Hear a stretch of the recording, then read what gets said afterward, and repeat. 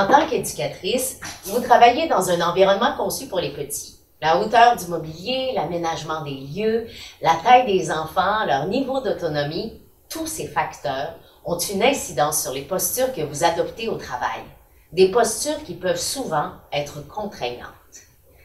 Comment préserver votre santé et votre sécurité dans un contexte aussi particulier? Avant de creuser la question, voyons quelques statistiques. En 2016, dans les services de garde du Québec, plus de 1100 accidents du travail ont été indemnisés par la CNESST. Cela se traduit par un accident toutes les 2 heures chez les éducatrices, ce qui entraîne une absence moyenne de 3 mois.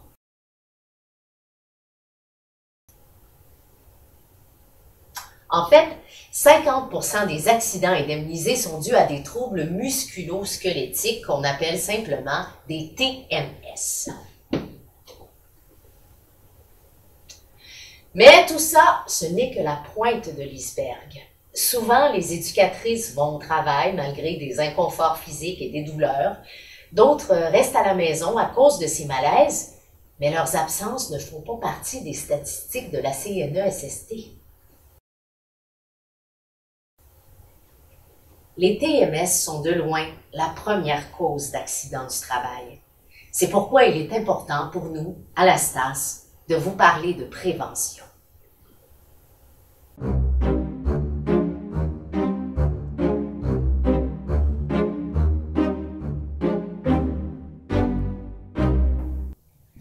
Un TMS est une atteinte douloureuse aux muscles, aux articulations, aux tendons ou aux nerfs. Les TMS peuvent toucher le dos, le cou, les bras ou les jambes. On parle surtout de bursite, de tendinite, d'épicondylite ou d'entorse. Un TMS peut survenir après un seul événement ou s'installer progressivement, passant d'un inconfort à une fatigue ou même à une douleur constante. Les inconforts sont des messages de votre corps. Vous devez agir rapidement sur les facteurs de risque pour éviter l'apparition des malaises ou prévenir l'aggravation.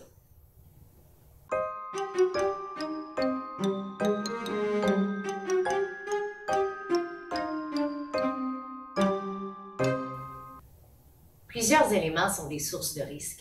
Il s'agit des postures et des mouvements contraignants, de la fréquence élevée, de la durée prolongée et du poids manipulé. Plus vous êtes exposé à ces facteurs de risque, plus la probabilité de développer des malaises augmente. Grâce à cette poupée, nous avons simulé quelques activités quotidiennes. Voici des exemples de postures et de mouvements susceptibles de causer des blessures pendant les jeux à la table, les activités extérieures, le lavage des mains et la sieste. Qu'est-ce que vous remarquez? Eh oui, les éducatrices sont penchées. Une posture qui peut être adoptée dans plusieurs tâches, à répétition, avec chaque enfant. Dans une journée, c'est considérable. Maintenant, voyons d'autres tâches. Qu'est-ce que vous remarquez de ces postures? Les épaules et les hanches des éducatrices sont dans une orientation différente. On parle alors de torsion. En plus, si l'éducatrice se penche, elle augmente son risque de blessure. Dans votre travail d'éducatrice, plusieurs autres postures peuvent être contraignantes ou inconfortables. Être assise au sol sans appui pour le dos, comme pour la lecture d'un conte. Porter un enfant sur la hanche, c'est une posture qui fait travailler les muscles de manière asymétrique et qui crée une tension supplémentaire au dos. S'étirer pour prendre un objet rangé plus haut que les épaules ou travailler les coudes écartés du corps sont d'autres exemples. S'agenouiller ou s'accroupir permet d'éviter de se pencher, mais c'est une posture qui comporte un risque de perte d'équilibre, une posture exigeante pour les genoux et les chevilles. Porter un enfant peut aussi devenir très exigeant. Plus l'éducatrice le tient loin d'elle, plus l'effort pour le dos est important. Pencher, la pression exercée au bas du dos peut être jusqu'à 10 fois plus élevée. 11 kg peut avoir l'effet de 110 kg. Imaginez! Chaque jour, plusieurs situations peuvent vous amener à soulever des enfants, à déplacer des objets ou du mobilier. Pensons seulement au moment où vous devez changer des couches sur la table à langer, déposer les enfants dans la couchette, les prendre pour les consoler ou les aider aux toilettes. Selon vous, combien de fois une éducatrice à la pouponnière peut soulever des enfants dans une journée? La réponse est étonnante. 5 changements de couches par enfant, 3 repas par jour, 2 siestes, 3 autres activités, comme les installer dans la balançoire, les cajoler, les bercer. C'est au moins 130 soulèvements par journée de travail. Disons que les poupons pèsent en moyenne 9 kilos, ça fait près de 1200 kilos chaque jour. Pour une semaine, c'est l'équivalent de 2 éléphants.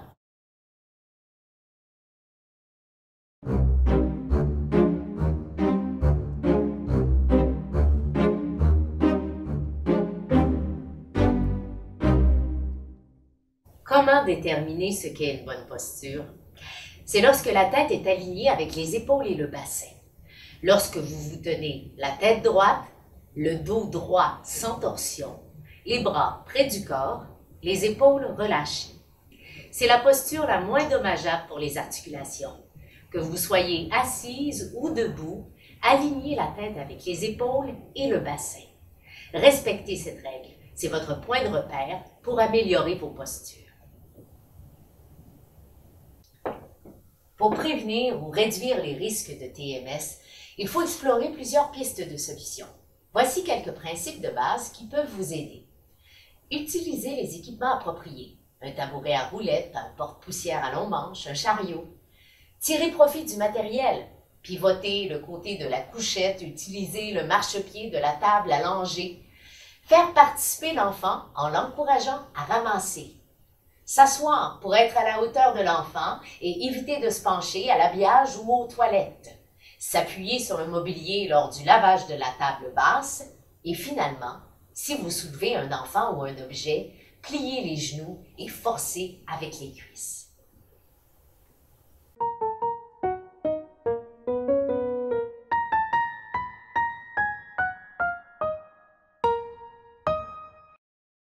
Pour une prévention efficace des TMS, il faut réfléchir aux façons de travailler et considérer tous les éléments de la situation de travail. Est-ce que les équipements sont disponibles et en bon état? Est-ce que l'espace est dégagé? Est-ce que les capacités de l'enfant sont mises à profit? Est-ce que le temps est suffisant pour les activités prévues? Est-ce que les règles internes favorisent l'application des principes de prévention? Analysez bien tous ces éléments pour trouver les meilleures solutions. C'est par la mise en place d'un ensemble d'actions que vous pouvez contribuer à prévenir les accidents du travail.